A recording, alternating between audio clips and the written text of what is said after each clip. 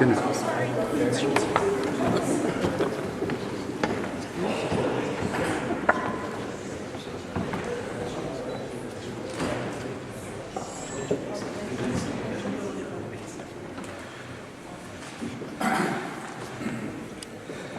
ladies and gentlemen.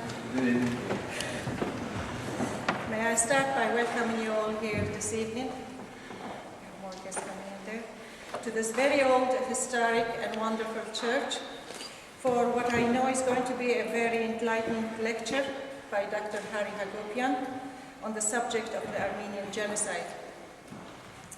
Firstly, may I begin by introducing myself. My name is Ida London, and I'm the chairperson of the Armenian Mission Parish Council in Ireland. Over the last 20 years or so, the Armenian community in Ireland has been growing, and we are now approximately 300 in number. We are a small community dispersed mostly in the Dublin area. In the last few years, we began to realize that with young children being born to people of Armenian descent, that we would need some form of structure in place for those children who wish to learn the Armenian language and their heritage, as well as for services such as baptism and weddings, etc. As a result of this, just over 3 years ago, a Sunday school was formed for the young children, where they are able to mix and have fun, while at the same time learn the language. Also formed at the time was the Dublin Mission Parish Council under the auspices of Bishop Vahan, based in London.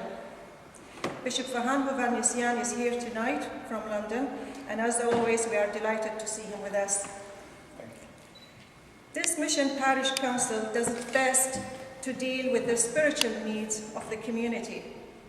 As I've said, we are a small community, and of yet do not have a place of our own. However, we have been more than helped and encouraged by our fellow Christian denominations in Dublin, especially the Church of Ireland, Methodist, and the Catholic churches, who are our needs, as our needs arise, willing to give us the use of their facilities, enabling us to perform religious services, hold meetings, etc. We thank them all most sincerely, and I warmly welcome the representative of some of these churches here this evening. Truly, it is Christianity and interdenominational dialogue shown at this very best. You may ask, why we do this? Well, the lecture you will hear tonight will explain better than I can as to why our language, religion, and heritage are so vital in our lives. Less than 100 years ago, 1.5 million Armenians died refusing to give up these things. Those who survived the genocide will eventually settle in different parts of the Middle East, such as Iraq, Iran, Syria, Lebanon, Cyprus. Many went further and eventually settled in England, America, and even up to Argentina. This was the beginning of what was to become known as the Armenian diaspora. Ironically, for Armenians who live in Ireland, we share a history which is so similar to that of the Irish. Our genocide equates to the Great Irish Famine. This created the Great Irish Diaspora, which exists in many countries around the world today. Like those Irish who are rightly so proud of their heritage, we Armenians too are similarly proud of ours. It is important for us that we honor those people, our grandparents, our great-grandparents, by handing on our ancient heritage to our future generations. Now, this brings us to our lecture tonight, delivered to us by Dr. Harry Hagopian. Dr. Hagopian is a renowned academic and international lawyer. He's an international fellow of the Sorbonne University in France and a Knight of the Order of Saint Gregory and Saint Lazarus. He's the author of the Armenian Church in the Holy Land. He acts as an interfaith advisor to the Catholic Bishops' Conference in England and Wales. He now acts as a political counsellor and conflict resolution analyst on the current uprisings known to most of us in the Arab Spring. We are very privileged to have him here in Dublin to talk to us on such an important subject. So to start with, may I invite our primate, Bishop Hagopian, to give his word, please.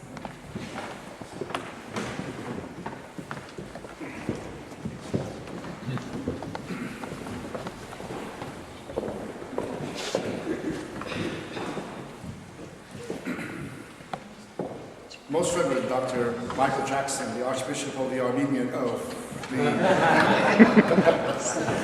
the church here in Dublin, dear brethren clergy, Your Excellency, the Honorary Consul of the Armenian Embassy in Ireland, Sir Yaganasyan, Madam Chairman, thank you for this beautiful introduction. May I also, on behalf of the Armenian Church, welcome you all and thank you for this effort to come and join us. As Armenians, we've felt the genocide and its consequences as we saw on our skin. We do not need lectures or conferences to confirm the fact that my own grandmother had to march from her native birthplace to Baghdad, where I was born, as a consequence of the genocide. But we appreciate your presence here because for us it's very important that the world learn a lesson from this genocide, so that no more children are born in orphanages because of genocides, and no more parents have to see their children die because of starvation and the caravans of the deportation, so there may be no more Darfurs and other genocides around the world. The so-called leadership of the democratic worlds need to recognize the genocide, not for the sake of the Armenians, but for the sake of justice and humanity. And for that, I thank you all for coming. Our relationship with our brothers and sisters in Ireland is very important, and I really personally would like to once again thank the Archbishop for taking this time to be with us and sharing this evening with us. Finally, my heartfelt thanks and gratitude and welcome to my brother in Christ, my friend and my advisor ad hoc, Dr. Harry Hagopian. Most of us know Dr. Hagopian as a very well-known politician advisor. As our Madam Chairman said, he holds very impressive degrees in the fields of law. He is also a member of many prestigious alliances and associations. Most importantly, he's very actively involved in the current situation in the Middle East, the MENA region, the Middle East and North African region. And I'm proud to have him as an advisor and friend when it comes to the church ministry in the UK and Ireland. Without further ado, please help me welcome our guest speaker today, Dr. Harry Hagopian, as he leads us in an analysis and reflection of the situation of the genocide and what happened before and after. Thank you.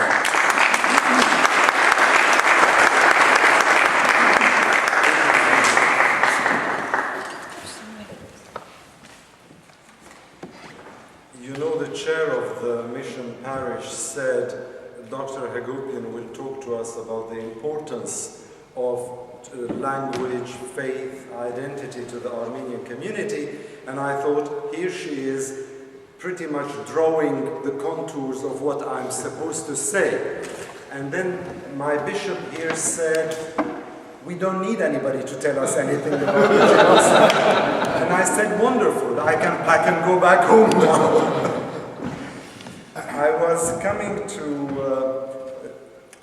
Dublin, a city I've known many long moons ago when I was working as consultant with the Ministry of Justice here with the Associate Attorney General.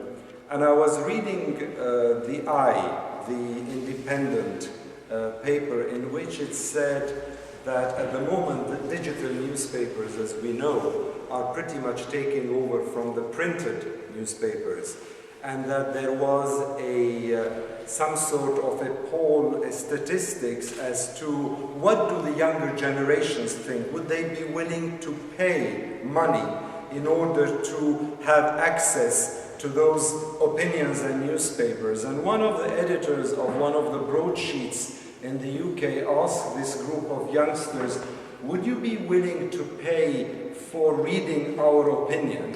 And then they looked at him with what I would call withering disdain. And they said, "Why should we pay for your opinion? We have our own opinion." So in a sense, you're not paying for my opinion, I'm not paying for your opinion. It's going to be a very interesting undercurrent that will permeate what I have to say. So let me start off, as protocol would wish it, with my own words of thanks and welcome, first of all, to everybody who has taken the trouble of coming to this church today.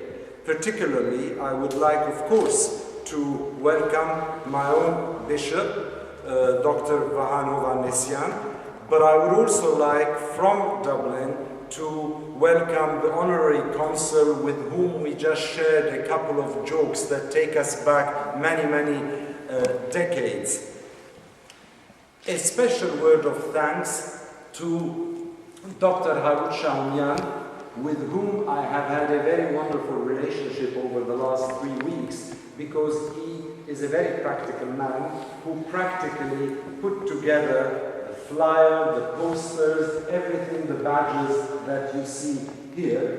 But of course, it's also a privilege to have with you, first of all, Archbishop Michael Jackson, because that reminds me not only of a long-standing friendship, not only of the fact that I work very closely also with Lambeth Palace and the Anglican Church in London, but also because Archbishop Michael was very hospitable to our previous primate, who is now Archbishop Nathan Hovhannisyan in Armenia, when he was himself the primate of the church in the UK and Ireland. And we have been here on a couple of occasions where we have held seminars and church services.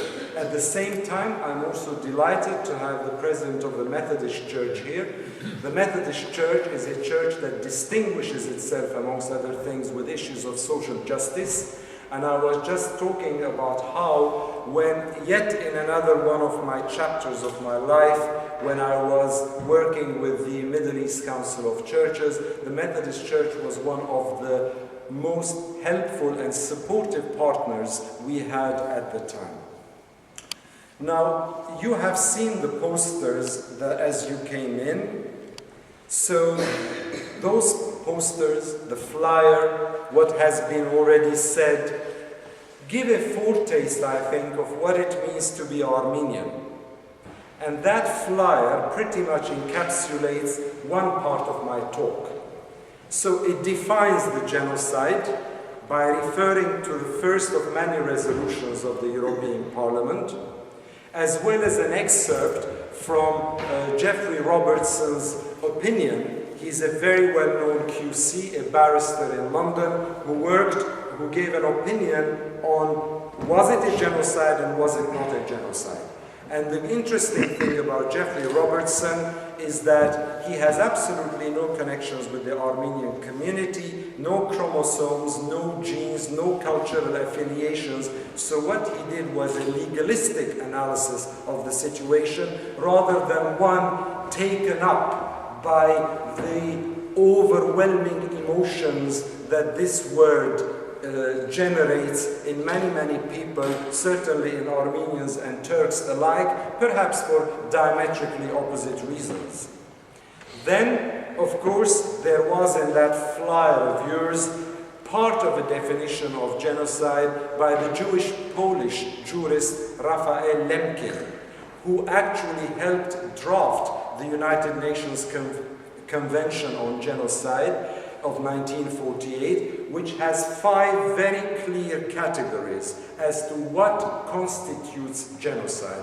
And if any of you were to Google the 1948 UN Convention of Genocide and look at those 5, and here I'm speaking as an public international lawyer, I would say that at least 3 of those 5 categories also fit the definition of what Armenians went through.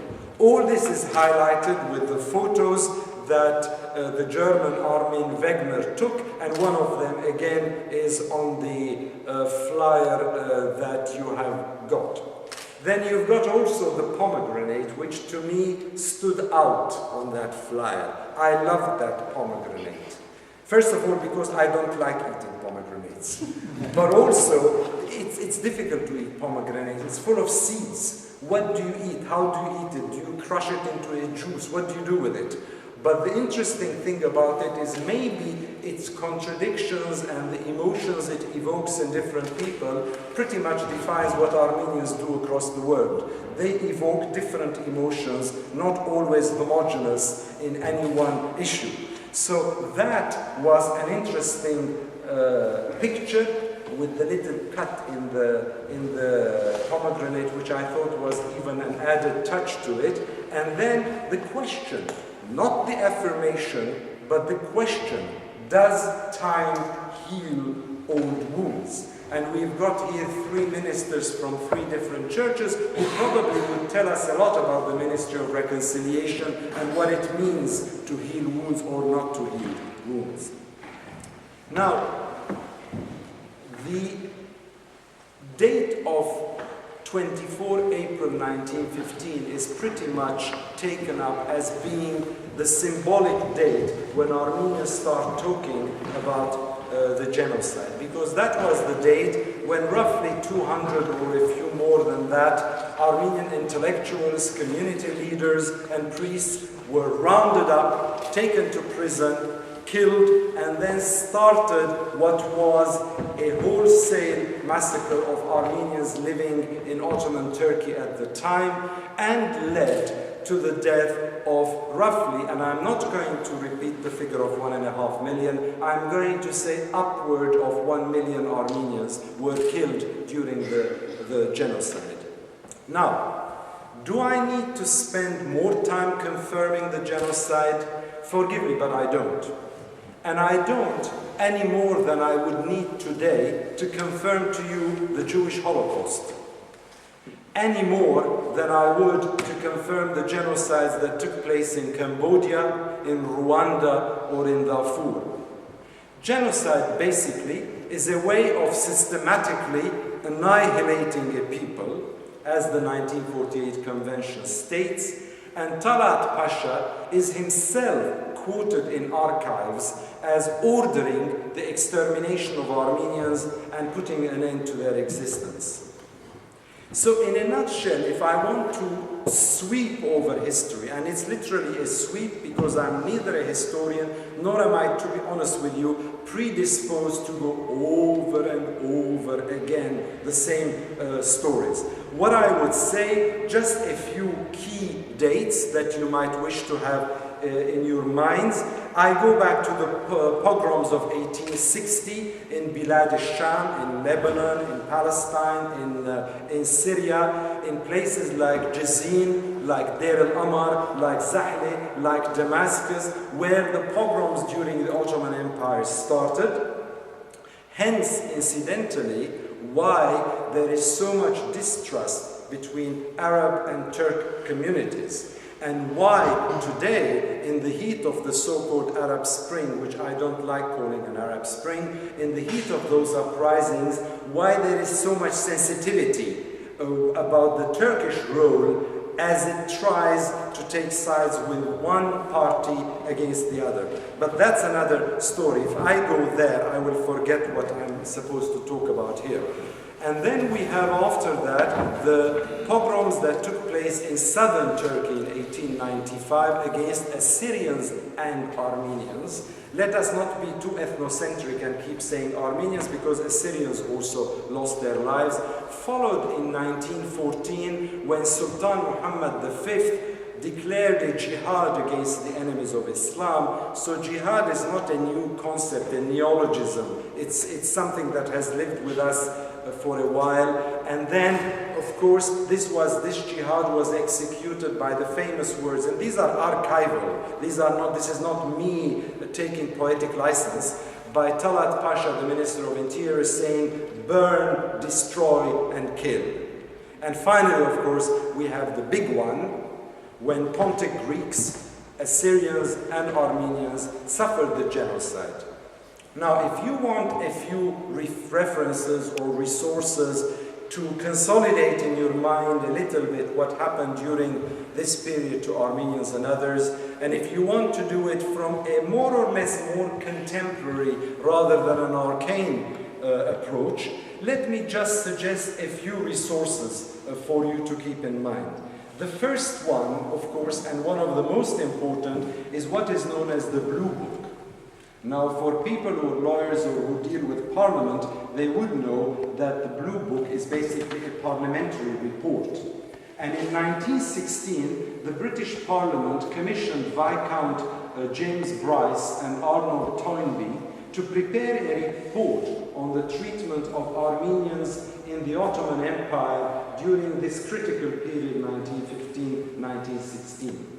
The one historian who has done a formidable job on the Blue Book and whose name would be on the Google pages in relation to this study is Mr. Aras Sarafian, who has analyzed, critiqued, epilogued, added to, and done research incidentally, not from the outside, but has gone to Turkey, has seen the archives, has researched them, and has come out with his commentaries on this Blue Book.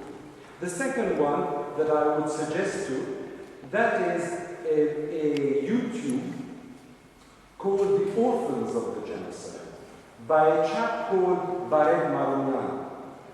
And the interesting thing about this is that if you manage to get this link, it's I think a 10-minute YouTube on the genocide. It basically talks about an orphanage in Lebanon called Antura, which was run by the Lazarus, so the Lazarus fathers in Beirut, and which basically managed to get all those orphaned young children whose fathers and mothers were either killed or lost their lives in that long walk from the Ottoman Empire all the way from Anatolia through the Syrian desert into places like Deir ez-Zor and others. Interesting name. Another one that I would like to refer to is a new one, very recent one, and I think it's a moving, evocative one by some chap, again Armenian, called Chris Borjalian, who had a wonderful piece in the Boston Globe, and we all have Boston very fresh in our memories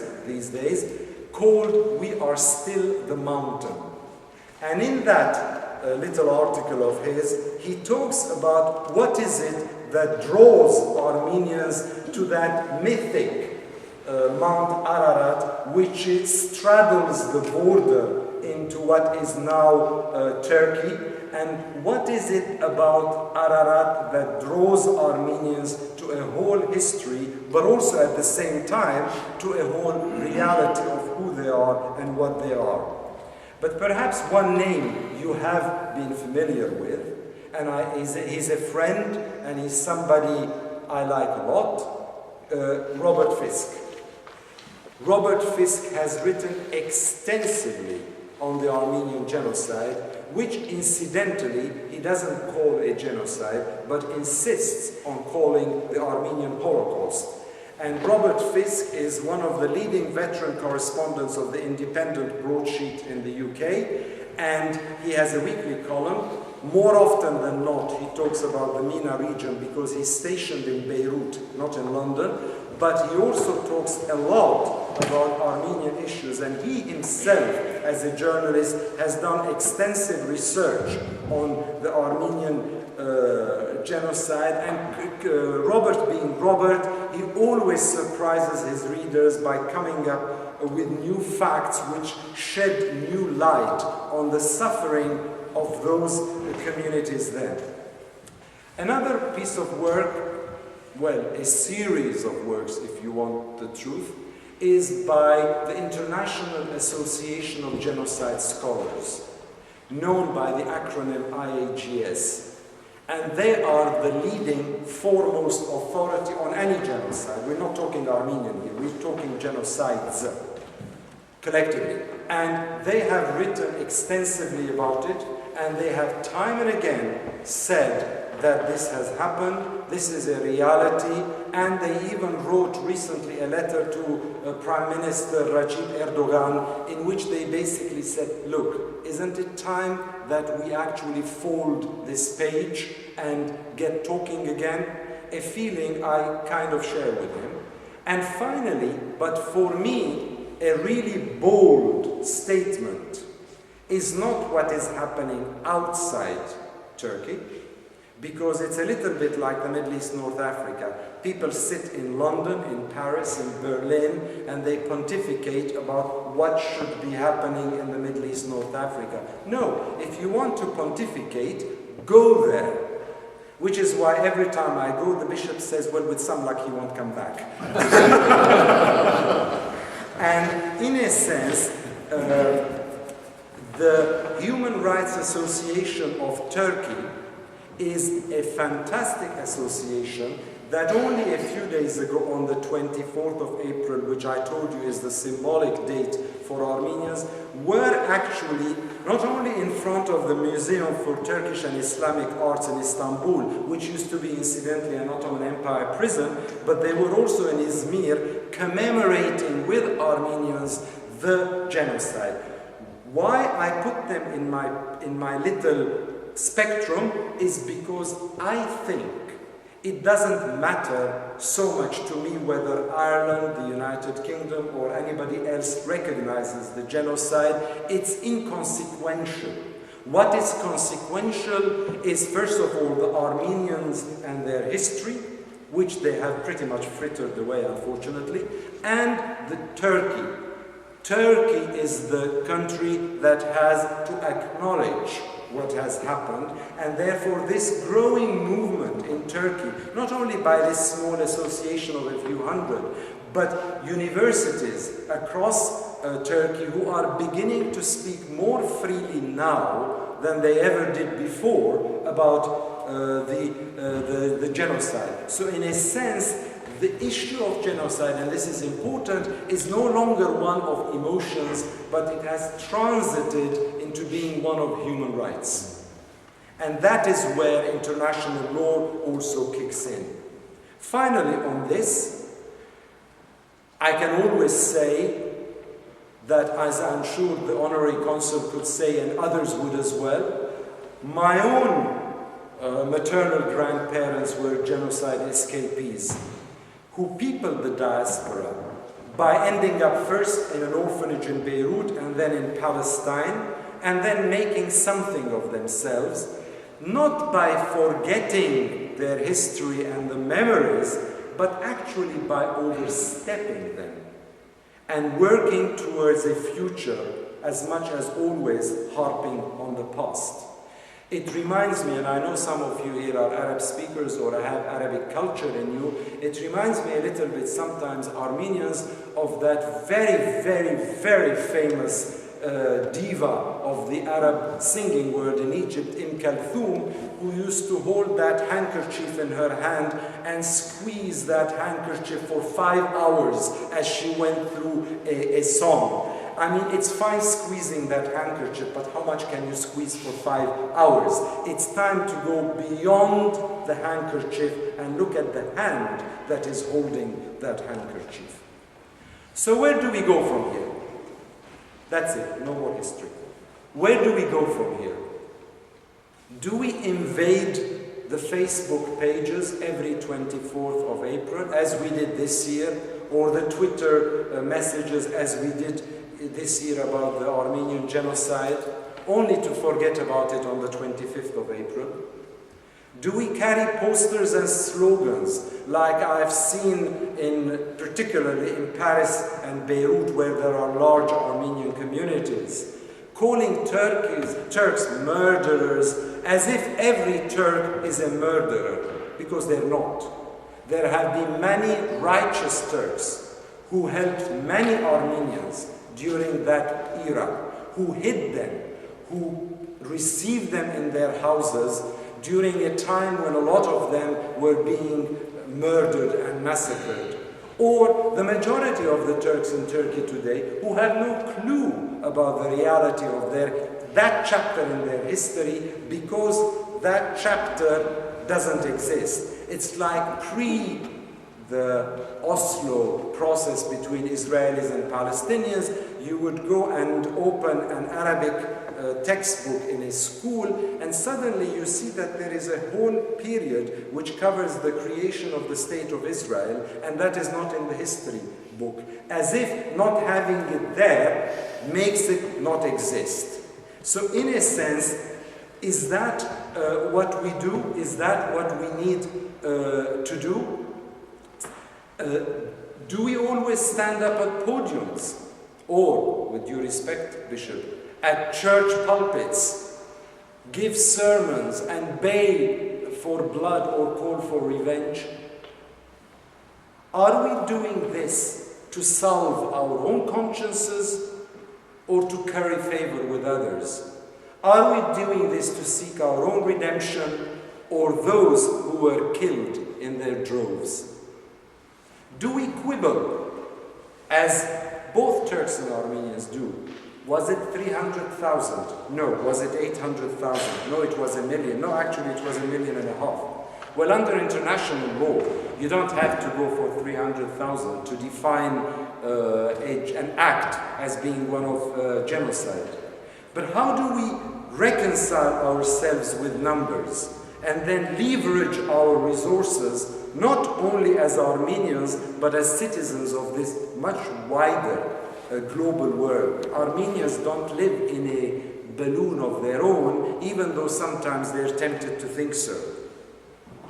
In other words, how do we push the lever and move the fulcrum, rather than validating Einstein's theory about the insanity of repeating the same thing over and over again without much hope of success?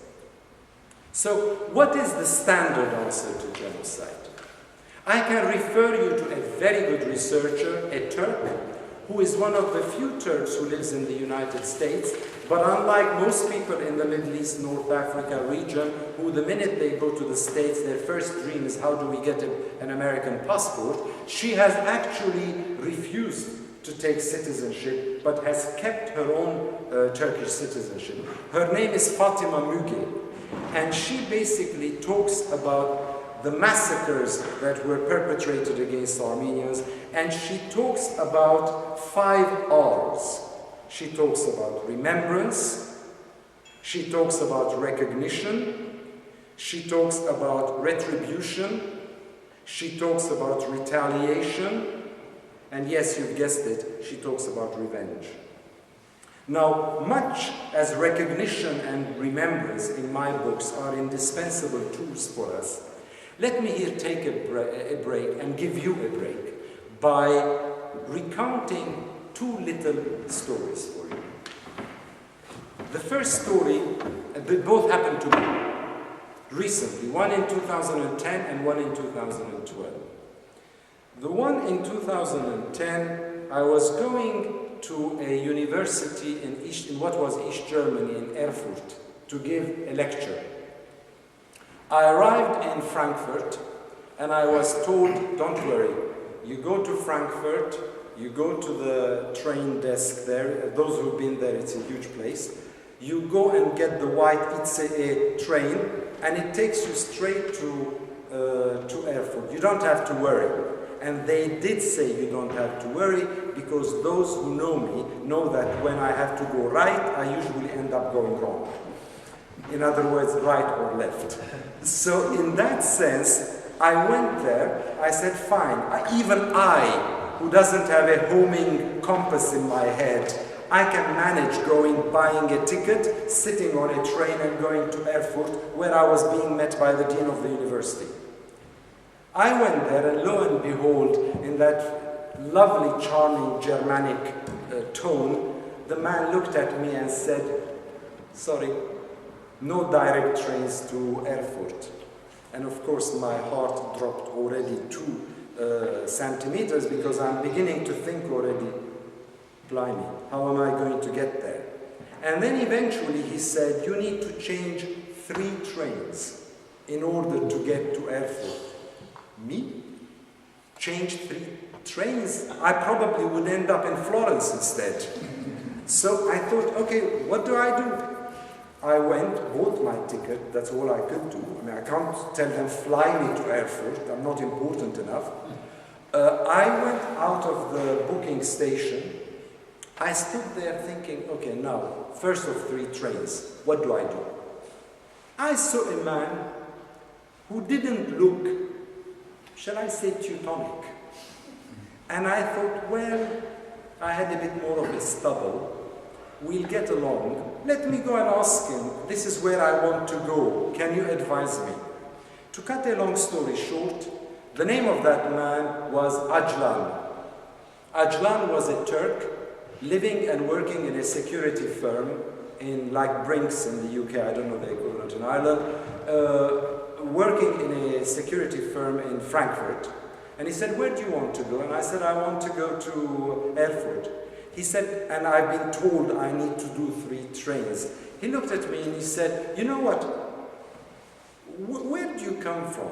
And I said, well, I come from London, as it were. And he said, you don't look very English to me, in the sense of Anglo-Saxon. What is English? What is American? I thought, well, no, I don't, because I'm Armenian ethnically, but I'm British, I'm from the UK. And I said, what about you? Well, it's only normal, he's asking me, so I have to be equally curious. He said, I'm a Turk. So we looked at each other, and there was a moment's hesitation there. Where does this go? Does this get frozen in time? He turns this way, I turn that way, and we don't talk to each other? I said to him, great, can you tell me how to get to that train? He started laughing. He said, would you be happy to move along with me? I said, yes. So we had a 40-minute hop together from one station to another to get to the 3rd station. And we had a wonderful time because we agreed that we're not going to go into the subject of what happened in history. And we talked about his grandmother's cooking versus my grandmother's cooking. What is he doing there? What am I doing there? It was wonderful. And at the end of the day, I said, thank you very much. A helpful Turk, a grateful Armenian, met somewhere in Frankfurt. It does happen. It is not written that it cannot happen. The second story is closer to home at the moment, in the sense that I went with a friend who wanted to invite me. As the bishop knows, I like being invited. Who wanted to invite me to an eatery, somewhere to a restaurant. So we went to a Thai restaurant. And in that Thai restaurant, instead of finding Asians serving, there was a man who, again, you know, you must have a nose for this kind of thing. You figure out, is it not? Ended up, yes. His name was Salman. And he was a Turk also. He found out I was an Armenian. The colleague who invited me was actually from Christian Aid. Was not a Turk or an Armenian. And we talked, and I joked to him. I said, are you going to poison our food now? And he laughed. He said, no, if you trust me to bring you the food, I promise you I won't poison you. And then we talked. So, what is the moral of what I'm telling you about those 2 little stories? That it is possible for ordinary men and women to speak together, to communicate together. Now, I'm not asking for an ex nihilo conversion. I'm not saying that everybody one day should wake up and see that the tomb is empty. What I'm saying is that a process could happen to help. Was it not, after all, Martin Luther King Jr. who said that darkness cannot drive out darkness, only light can do so? Another person who is also a controversial Armenian. By now you would have figured out that I'm a bit controversial too. I'm not. Oh, the bishop is happy, that's fine, I'm not yet excommunicated. Another controversial Armenian, the poor chap, he's been going from one university to another because nobody wants to recognize him, is called Mark Nishanyan. He wrote something fantastic called Historiographic Perversion, in which he talked about Armenian experiences, and he talked about 2 concepts of amputation and imputation. and he focused on longer-term strategies rather than short-term tactics.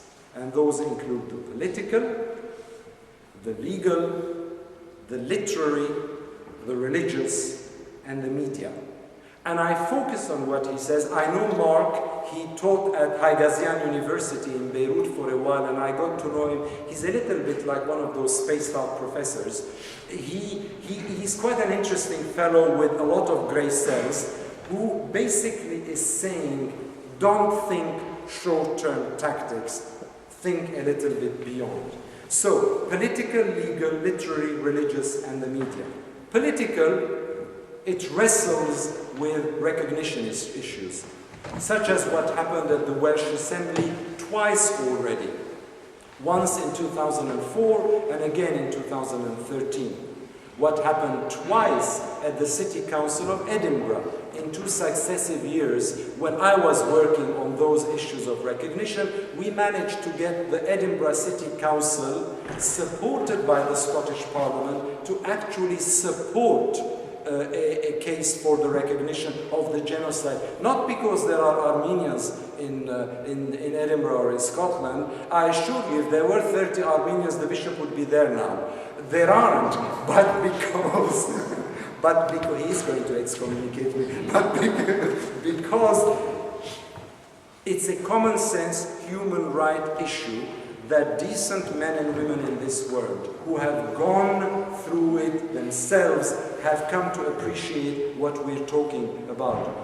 The Armenia-Turkey protocols of 2009, again you can Google it, were basically very good when it came to epistemology, awful and dreadful when it came to politics. It was the wrong document at the wrong time, drafted in the wrong way, and it wronged a lot of people and a lot of rights. But the idea is, how do we move forward? That's the political.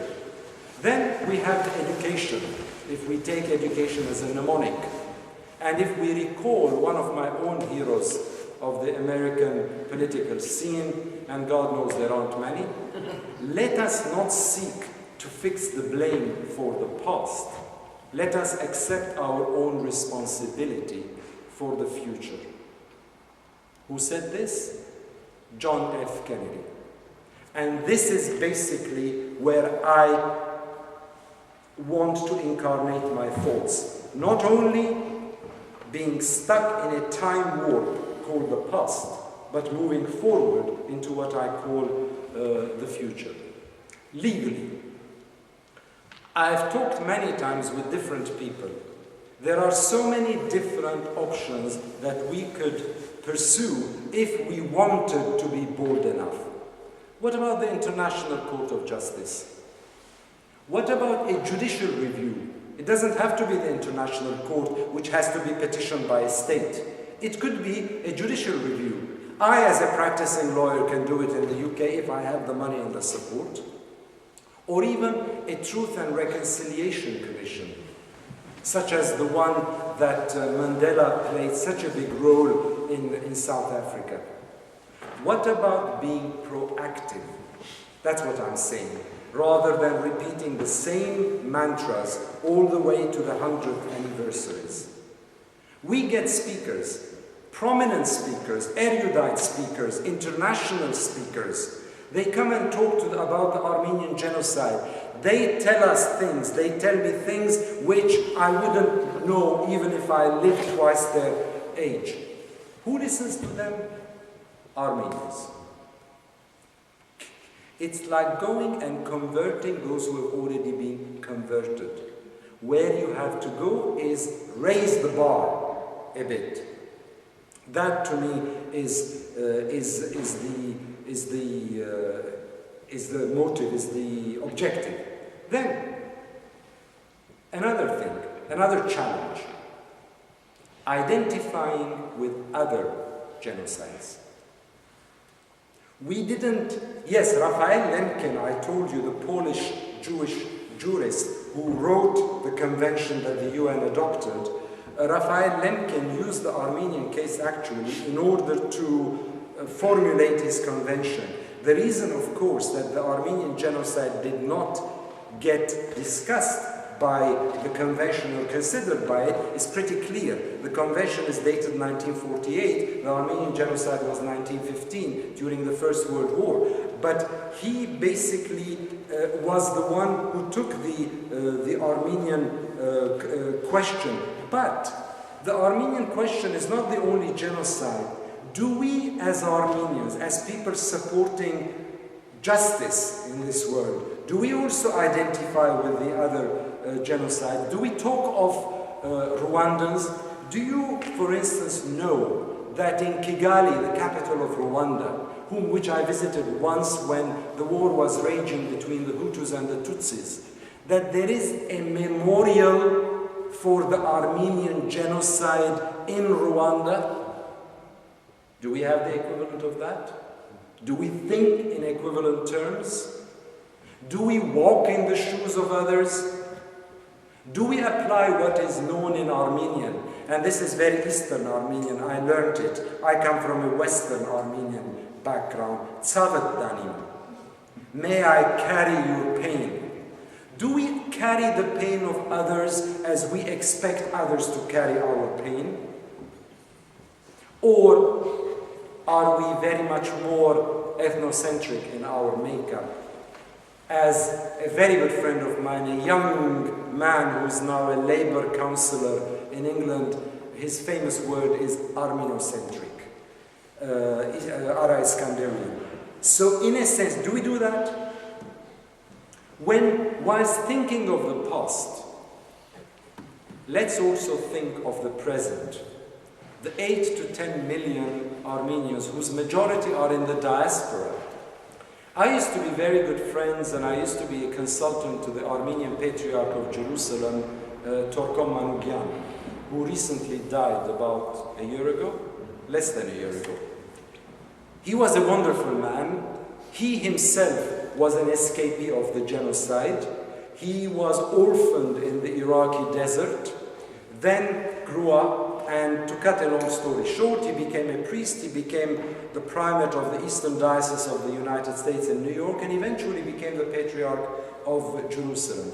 And when we used to talk about the genocide, which incidentally he didn't like talking about, he used to say to me one thing: Harry, when you have all those arguments and you go out there and you start talking facts and figures, just ask one question. Where did the Armenian diaspora come from? Simple as that. The Armenian diaspora traces its roots, in its majority, not its entirety, to all those Armenians who left what is now Turkey, what Armenians would call still part of Greater Armenia between Eastern and Western Armenia. So that to me is... What about Armenia? When we talk about the genocide, and I don't belong to an Armenian upbringing from Armenia itself, which is an independent republic. We have the honorary consul here who represents that republic. We have an ambassador in London who represents that republic. What is this Armenian Republic? It's a post-Soviet socialist republic that has become independent now. It's not my spiritual, it's not my homeland, but it's my spiritual homeland. Do we also seek our identity? Can we seek our identity outside the prism of the genocide? Do we think of other issues? What about the closed border between Armenia and Turkey that is suffocating Armenian economy as we speak today? On a micro level, let me sort of come down a little from my swooshing thoughts. On a micro level, some of you would say, what can we do? Probably not much. I won't be able to do much, the bishop won't be able to do much, the honorary consul wouldn't be able to do much, and you wouldn't be able to do much.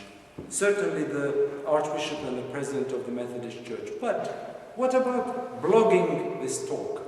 Sending it to some people?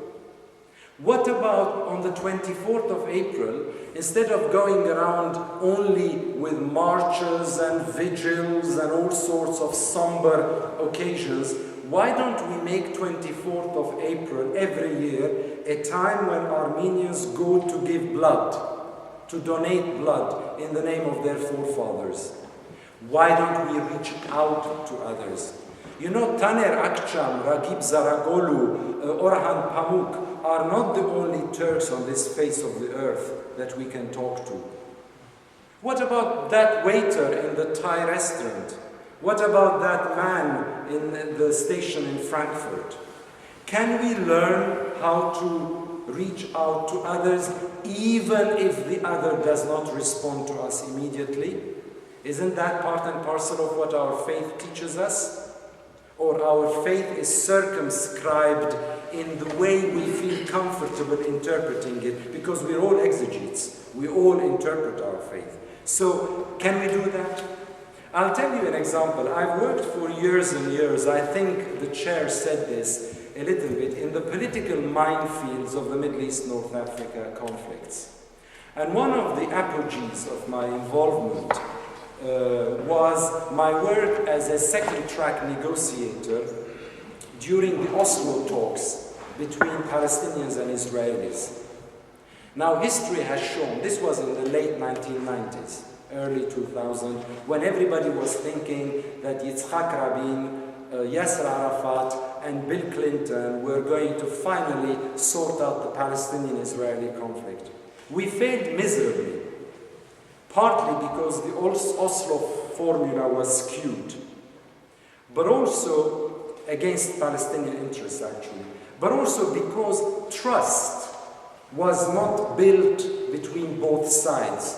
You shoved politicians to go to Camp David. I went there with a letter from the Armenian, Greek Orthodox, and Latin Rite Catholic patriarchs, heads of churches, to deliver that letter to those three politicians, in which we said what would the Christian communities expect of the Oslo chapter agreement, accords. They were in their own bubble. Go to the grassroots. People didn't trust each other, didn't talk to each other. So we failed to build up trust. Yet, today, as we speak, my own young nephew is actively involved in an Israeli-Palestinian joint endeavor called Kids for Peace. He's only 10 or 11, that strives to bring Palestinians and Israelis, Jews, Christians and Muslims alike, together to break those barriers that divide them, so their generation at least can project a better future of conviviality. And by conviviality, I use both senses of coexistence and tolerance. Can we think of a similar project ourselves? Yes, we have an unrecognized genocide, which is a sore, and it is a bleeding sore. But then Palestinians still have an occupied land. They also have a bleeding sore, and yet they are moving forward. We keep thundering, and this is something that I've learned since I've grown up. We keep thundering to the whole world that we Armenians were the first nation to accept Christianity as a state religion in 301 AD. In fact, the king of Armenia at the time was instrumental in some way for Thaddeus and Bartholomew to come and missionize Armenia. We quote somebody like Bishop Grigoris Balakian's book on the personal horrors of the genocide. Follow his book if you haven't read it. Grigoris Balakian's book is called The Armenian Golgotha, and it is a fantastic book. He's a real bishop, not a make-believe one. He's a real bishop who actually suffered the horrors of the genocide. He talks about those things so emotively. We also talk about people like Reverend Dr. George Leylegian. We talk about the studies, how many priests, how many churches, how many monasteries were lost during this chapter of our history. But do we show leadership as Christians? Do we take our own ministry of reconciliation as ambassadors seriously? Much as we might listen, do we also hear when we read, say, St. Matthew's Gospel, that we need not be afraid of those who kill the body because they cannot kill the soul? That's in Matthew 10:28. I have a few at the back of my head I sort of come up with them every now and then. Can we think of the power of healing that goes hand in hand with our political focus? Now let me be careful, because I might be giving you the wrong impression. You might say, oh God, this man is a defeatist. He is what is known as a self-hating Armenian. No, for that matter, I am not.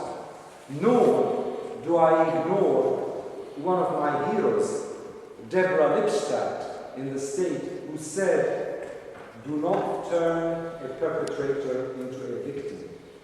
However, I am secure enough in my own identity to be able to think outside the box, rather than feed on the dross that is often inside the box. Can we try to do that without forsaking our rights and duties? Let me conclude here with a thought that somehow defines my ethos, and to some nebulous extent, I suppose, though not entirely, because I always leave things unsaid, so I'm invited again to speak. Let me leave you with an ethos that I find very profound. It's not mine. I'm quoting you. Cut my branches, burn my leaves, but you'll never touch my roots. So let's remember where our roots lie. They lie in faith in God, although we often get the Almighty horribly wrong. Our faith, our hope lies in a brighter future, even though we don't know what that future is, and we are sort of looking for it a little bit like random atoms. And let us love one another, which is a biblical commandment that we apply almost like lip service. And I'm not talking here only about reaching out to Armenians, I'm also talking about reaching to non-Armenians. I'm talking about reaching out to Turks. Not every Turk is somebody who wants to kill an Armenian. Some are ignorant, like Armenians are ignorant, like every human nation is ignorant, but not all of them. This is our challenge, I think. One that Armenians and Turks, in my opinion, humbly, have failed miserably to incarnate into their lives. This is why and believe you me, you think I'm an odd person talking to you like this? There are many people like me who think similarly, but they do not have the prophetic courage to come out and say it. What we would love to articulate those hopes loudly, but are careful to go against the grain. Look at the growing numbers in the Turkish universities I told you about, the publishing houses, the newspapers, who are also slowly trying to find an aperture, a little opening to go there.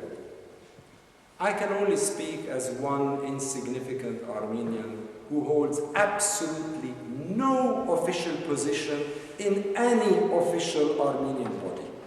That's me. The bishop can vouch for that. I run a mile. But I can certainly not talk as a Turk. It's not my place to talk as a Turk or to analyze a Turk. A Turk has to do it himself or herself. It's their responsibility, their duty. So as we remember our sorrows and articulate our hopes, as that flyer says so loudly out there, it's very big, it's good for darts. What is the answer to the question of the pomegranate? Does time heal old wounds? Eventually, it does, but only if we treat those wounds with the judicious respect and tenderness that they need. Thank you very much.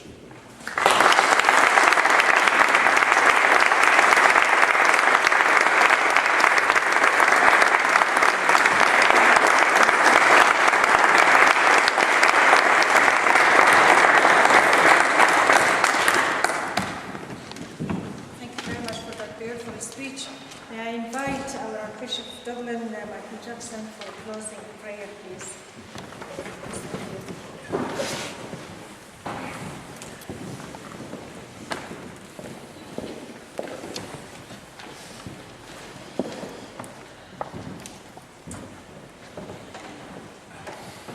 Bishop, ladies and gentlemen, perhaps before we join together in prayer, I might make a short response, if you don't mind. It's always a great pleasure and a delight for me not only to hear Harry speak, but also to be in his presence, because the vitality with which he lives what he says and the conviction with which he talks about what he does is something which I would find quite infectious. He drew attention to the way in which Christianity was declared the Empire of the East, first in Armenia. And when I came across him, and Bishop Nathan, who was formerly in London, came to my former diocese of Clogher, now inhabited by the president of the Methodist Church, I had, I suppose, the opportunity to do two things at once. Because not only did Bishop Nathan come, but also Archbishop Sentamu, the Archbishop of York, came. So I was able to hold together East and West. Much of the work, I suppose, that I've done and that God has called me to do since becoming a bishop in particular, I suppose it began in the area of reconciliation. And then I realized that reconciliation is almost the icing on the cake.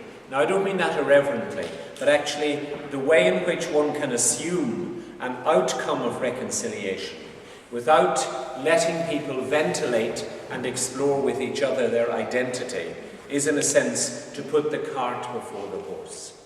And therefore, not only is there need for patience, but there is need for what I might call excavation, and to enable people to grasp the strands and to share them of the disparate components of their identity, which come together to make the amalgam of the human person.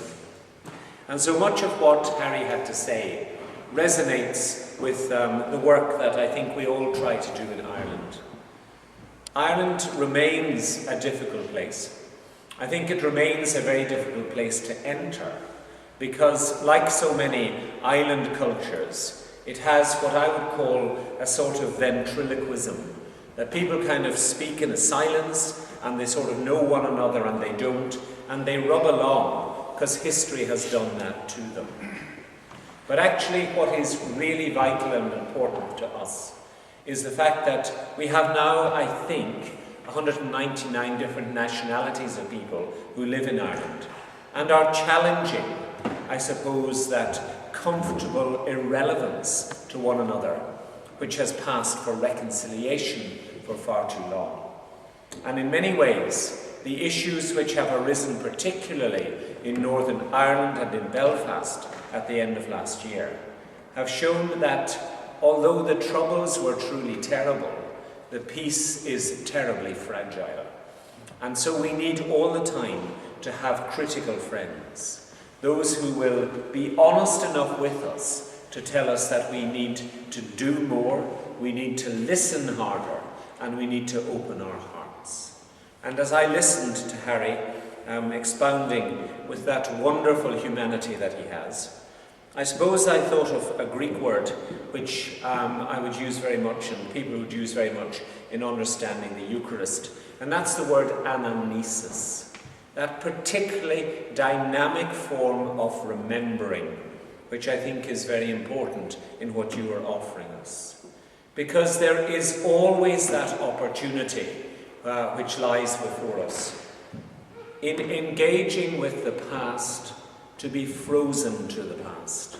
But the various practical challenges that you offered us in terms of identification with people who are other than us but have parallel experiences is very important. Many of you may already know of the Irish School of Ecumenics, which has been doing very courageous work in Ireland, not only across religious traditions, but also across intellectual schools for at least 50 years. And Michael Hurley, who was a Jesuit, and I think Jesuits are now in favour since Pope Francis came to the Vatican. Michael Hurley, who was a Jesuit, was very, very keen and very concerned that Christian people should tithe, that is, give 1/10 of their spiritual time, life and identity to a tradition other than their own.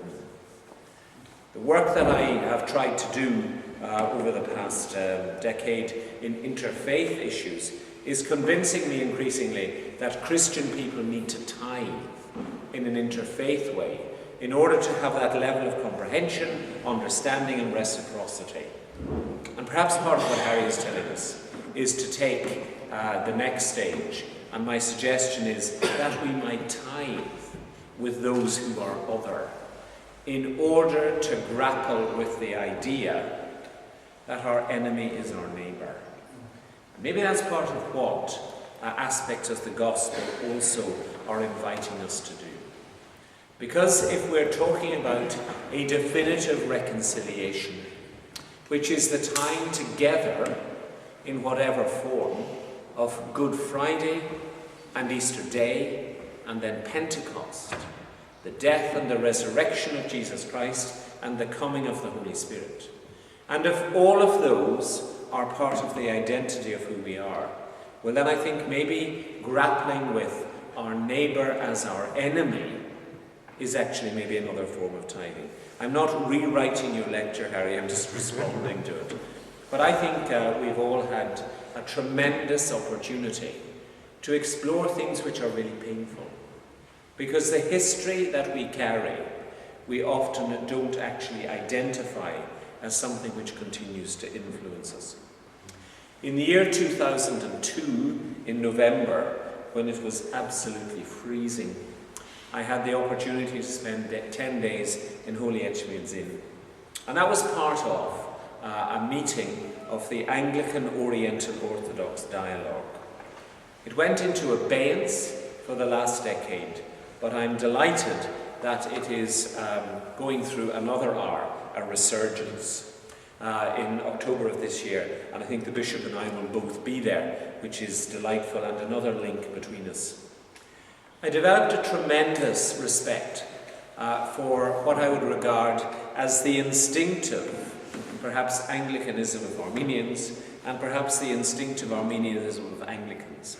The way in which theologically and on a human level we can both understand and embrace one another. And that's something which has really sustained me in that 10-year period when that dialogue didn't take place. But the generosity of welcome and the theological honesty and creativity which I experienced during that meeting where we were talking about the person of Christ is something which really set the scene for so much of what I've tried to do and what I've let other people do with me in the ministry I've tried to offer. And so I have a tremendous debt of gratitude to the Armenian Church and to the Armenian people. And then of course it is for me a tremendous delight to call in from time to time in one of my churches, which is in Taney and Dundrum, and to meet Armenian people who live in Ireland. And I have to be honest, Bishop, and you must take my word for this, seem to grow in numbers every time I'm there. And this is very good news. But again, the friendship and the hospitality lie very much at the heart of the engagement. And the person of Jesus Christ is in that hospitality and in that sense of welcome and the continuity from time to time when I go there. So I'd like to thank you very much indeed. I'm delighted that you've come to one of the city centre churches which is part of this diocese, and I hope that you will feel very welcome to come here again. And I'd like to thank the curate David McDonald, who's here in a way as our host. And I do really hope that you will feel that this, in a way, can become part of your home in Dublin as well. And Bishop, I look forward to welcoming you at any time, and I'd be delighted to see you. You asked me to pray, you didn't ask me to preach, and perhaps I have done too much of the former, but I'm very happy indeed now to draw together our thoughts and our hopes and our aspirations and offer them back to Almighty God. So, seated as you are, let us just gather together something of the creativity of the words and bring them into silence and offer them to God as a gift of the creativity that God has given us, of both mind and of community, and of belonging and of hope. Almighty God, we thank you for gathering us together in this house of prayer this evening, for giving to your servant Harry the gift of wisdom and of rhetoric, for the courage which he shared with us, and for the challenge which he laid down to us. Give us, Lord God, not only a sense of history and tradition, but a sense of glory and of the future, and enable us in this season of hope and of resurrection to give back to you a willingness on our part to meet our enemy as our neighbour. Lord, in your mercy, hear our prayer. The peace of God, which passes all understanding, keep your hearts and minds in the knowledge and love of God and of his Son, Jesus Christ, our Lord. And the blessing of God Almighty, the Father, the Son, and the Holy Spirit be with you and remain with you always. Amen. Amen.